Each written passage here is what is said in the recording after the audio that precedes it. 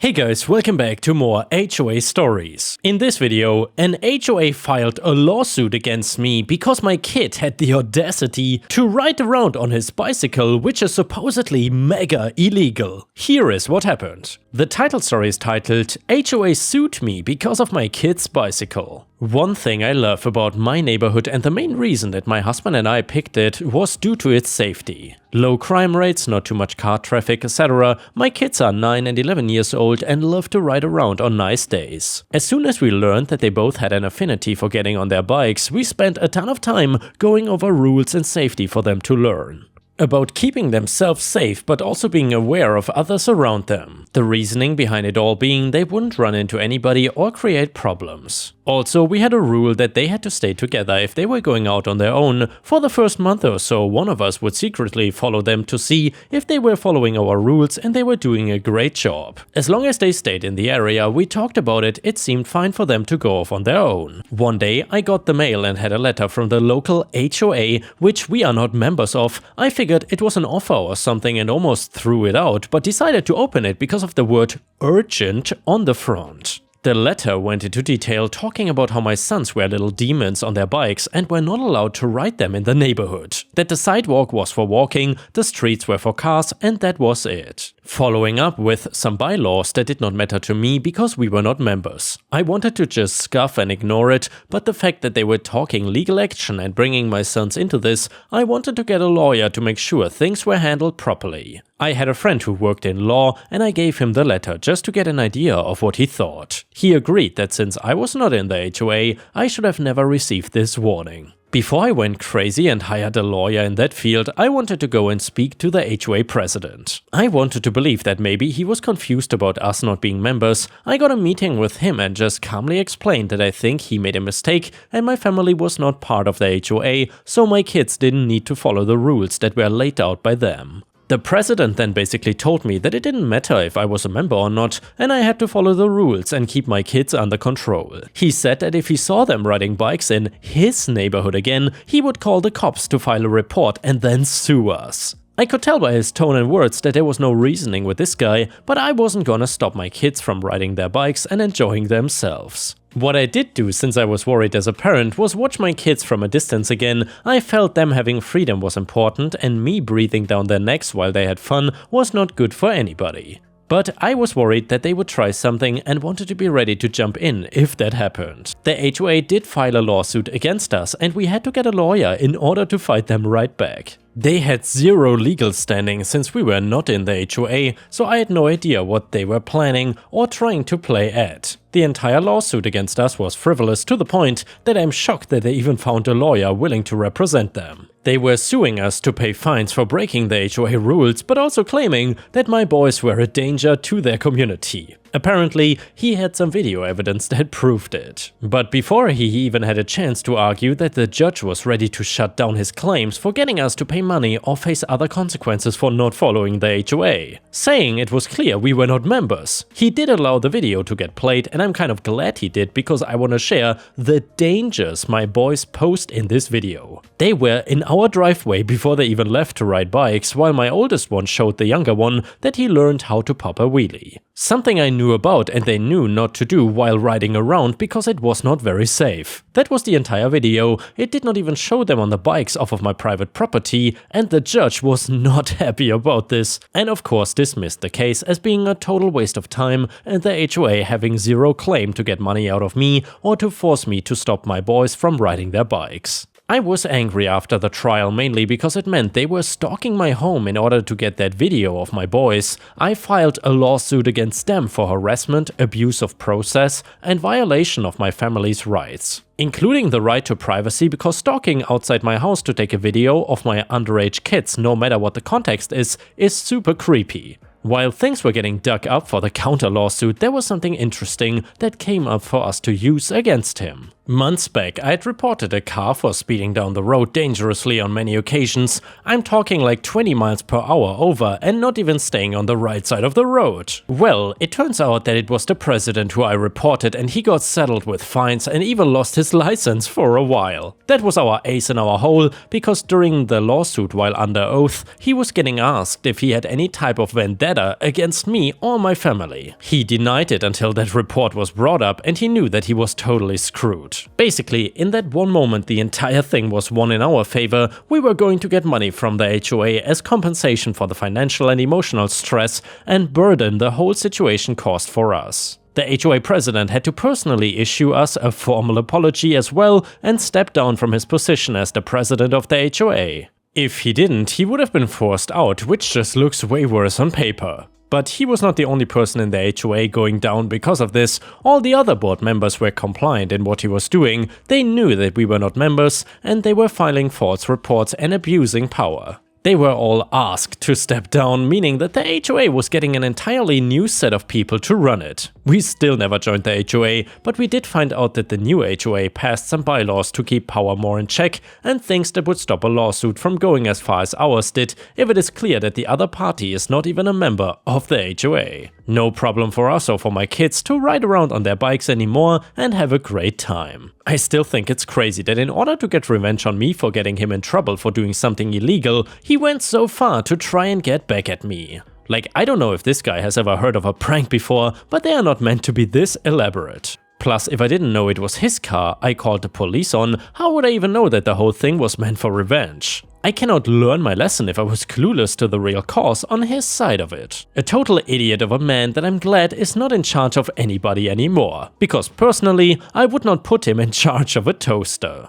And now let's move on to the next story. It starts like this. Entitled Karen at Work. This just happened at the store where I work. I did not at any time engage with this person. I just sort of overheard most of it and then heard about it from those who were involved. Before we begin, I know there will be people who end up reading this and thinking that I made this up, but I wish I could say that I did. Warning, some of the dialogue in this story can be considered highly offensive and I apologize in advance. The cast and crew are as follows: Karen, the entitled person of the story, TG tech guy, GM store manager, and me, the person who took the time to type this all out. So I work at a store that sells electronics and stationery, and as today was the start of the new flyer, I spent most of the day running around trying to make sure that the prices for our product reflected the changeover. That's basically what I was doing throughout the course of what happened, with some exceptions. Also, because it does come up, I'm a key holder. While I was scanning signs in another aisle, I heard a page through the headset radios that a woman needed help buying a laptop, which is where TG enters the story. The first real indication that Karen was going to be a problem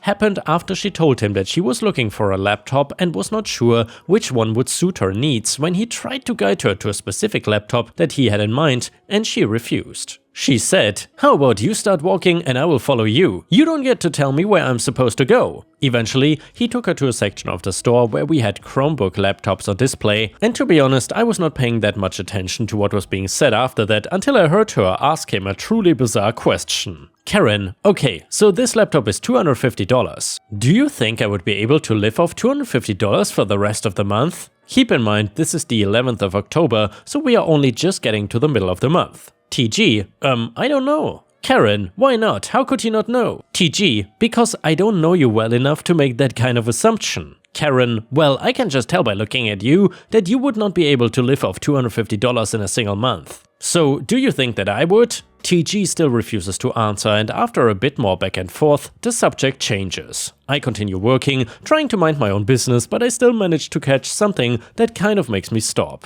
I'm not sure what the context of the comment was, and even after asking him I still don't really get it, but she said something about him, she used the general you term, being a slave to something, which made me start to listen in again, but I don't know how it connected with what she said next. Karen, so God made 4 seasons, but we split those seasons into 12, do you know why? To hurt him, that's why. And it was those GEWs. I did not hear the rest of what she said because I was sincerely floored by what she seemed to be insinuating. For his credit, TG refused to engage or to give an opinion any which way. We did exchange a look between each other when Karen wasn't looking, and I could just tell by that alone that he was trying so very hard to keep it together. He had only been working at the store for about 3 months now, and while we don't normally chat very often, I know he's a pretty chill guy. After a few more minutes of this, Karen, I guess, gave up because she just kind of sighed in a dismissive tone. Karen, so I think I've decided to get this laptop, so get it for me. At this point, I kind of wanted to know what this woman's deal was, in particular,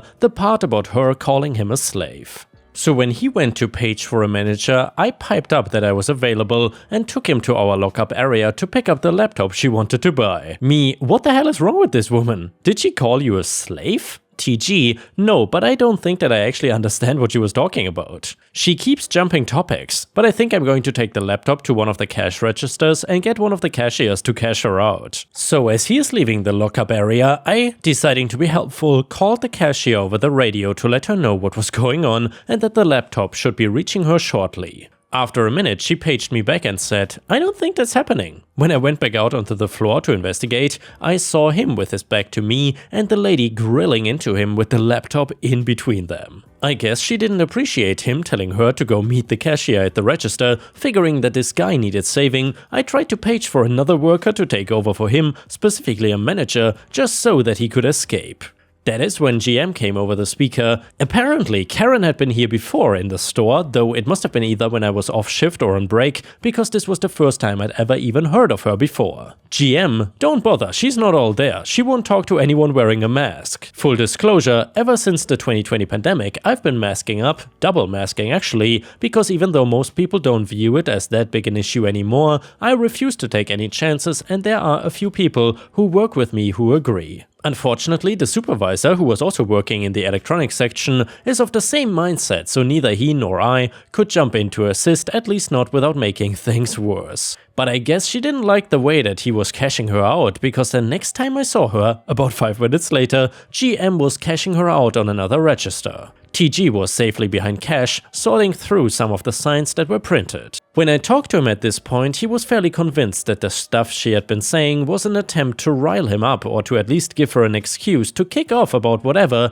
he had said in response to her questions. But he did not play her game. He did ask me if there was a rule that let us refuse service to specific customers, especially ones with Karen's disposition. But as we are chatting, Karen gets animated with the GM, accusing her of improperly counting her bills. She was paying with mostly tens apparently, and then she found an issue with the price the cash register was showing for her purchase, saying something about it not being right and that it was in response to some theory that she had been telling the GM all about. At one point, while Karen was rifling through her bag for something, GM kind of wandered over to where I was standing with TG. GM said, honestly, I'm about ready to process a refund and tell her that she cannot come back. Me, it's your call, but if you do, I'm behind you 100%. GM, she's saying that the registers are wrong and that we are not charging her enough for the laptop. Even after I pulled out a calculator and showed her the math, she says I'm too dependent on the computers to tell that she is right. You cannot tell this woman that she's wrong, she just doesn't get it. After that, GM went back to Karen, who continued to have a problem with the price that she had paid. Finally, she held out a roll of coins that turned out to be nickels and a couple other coins before showing them one by one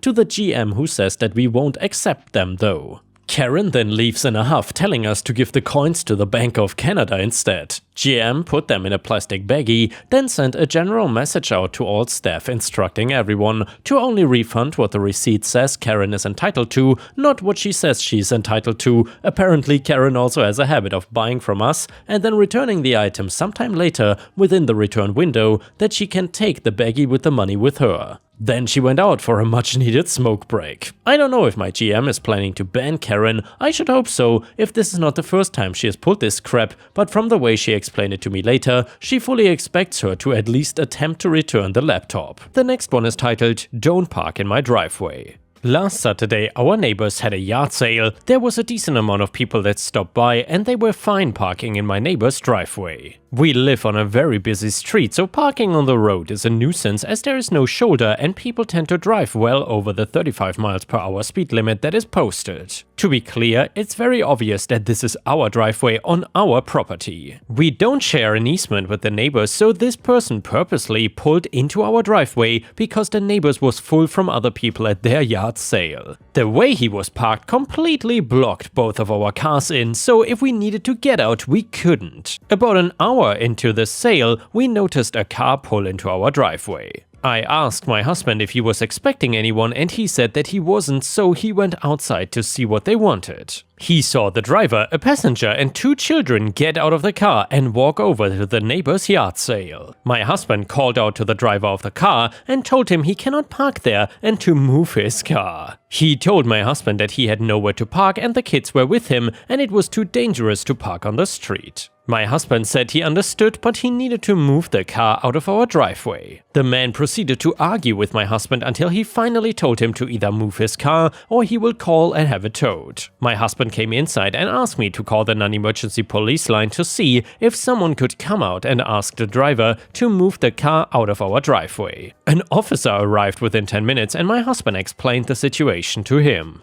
The other driver began ranting at the officer about not having a safe place to park, and the officer told him that it did not matter, that he was on our property and he could either move the car or the officer would call to have him towed. The man started screaming curses at my husband and told him that if one of his kids got injured because he had to park in the road, he was gonna sue us. My neighbors, the ones having the yard sale, came over and told us that we were a-holes for making such a commotion over them being parked in our driveway. My husband explained that they were the ones having the yard sale, not us, and that he would have never allowed strangers to park in their driveway because it is just rude. Now my neighbors are bad-mouthing us to all of our other neighbors. Some agree that we were in the right, but the ones to the immediate right of us are now being cold to us and telling us that we are insensitive and have no sense of community. So Reddit, am I the a-hole or should I have let it go and let the man park in my driveway? And yeah, ripe stars, let me know in the comments what you think about this, but personally I would say OP is definitely not the a-hole, because honestly no one is entitled to parking on your property even if it is only for 5 or 10 minutes or whatever.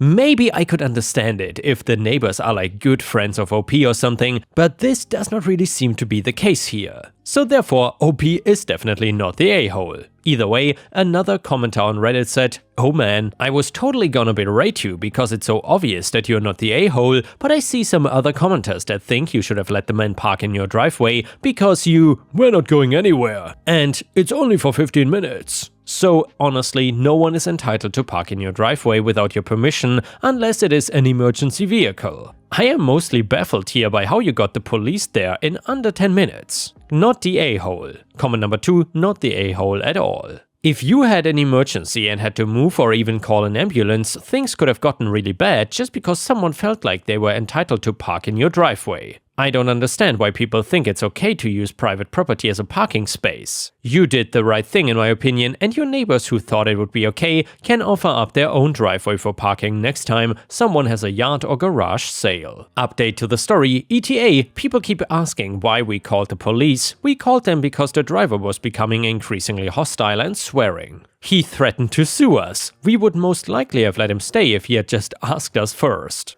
The second he started cursing at my husband, he had to leave. We don't know him, did not know what he would do or was capable of, nor did we invite him. He was there for a neighbor's yard sale that had nothing to do with our property. And the next one is a story from r/malicious compliance. I worked for a small company for the last 2 years as a software developer.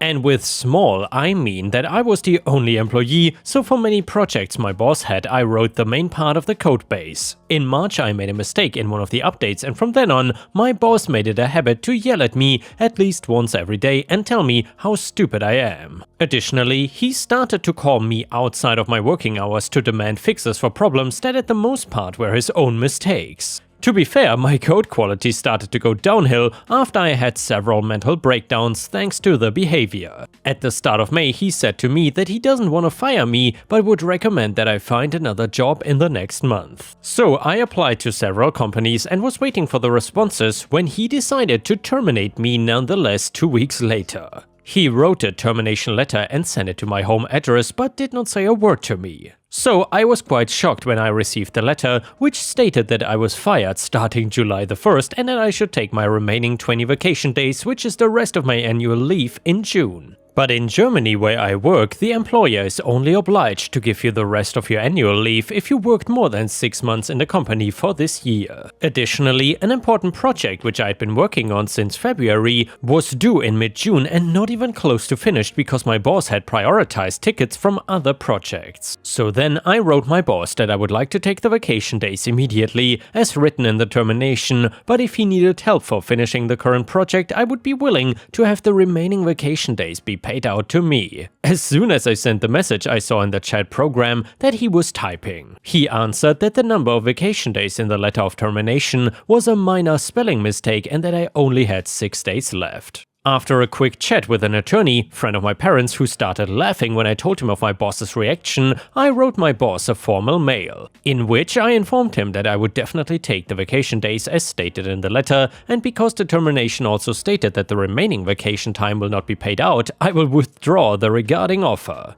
The next week he grudgingly accepted the 20 vacation days, and I will never forget the expression of defeat in his face at the last day when he realized that the project he took a loan for was about to phenomenally fail because I was the only one working on it and he didn't even try to understand how it works. By the way, his slogan always was, "As long as it works, I don't care." And yeah guys, if you cannot get enough of my content, please don't forget to check out my podcast by searching for Ripe Stories on all major podcast platforms such as Spotify, Apple or Google Podcasts. Furthermore, you can find bonus content by going to patreon.com/ripeyoutube or by clicking the join button here on YouTube. For a small monthly fee, you will get access to dozens and dozens of exclusive videos you won't find anywhere else. Thank you so much for watching, and I hope to see you again tomorrow.